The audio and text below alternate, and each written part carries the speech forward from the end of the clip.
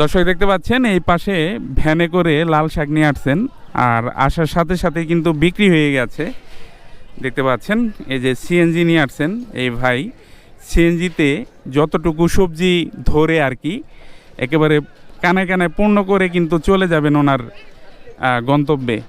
তো এখন এই লাল শাক কত টাকায় বিক্রি হলো আপনাদেরকে জানাবো।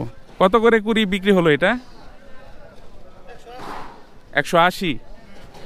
তো 180 টাকা কুড়ি, প্রতি 20 পিসে 1 কুড়ি, আর বাজারে বিক্রি হয় প্রতি কুড়ি হিসেবে।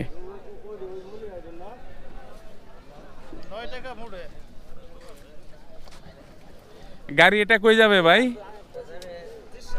ত্রিশাল। অনেক দূর থেকে এসেছেন দেখতে পাচ্ছেন।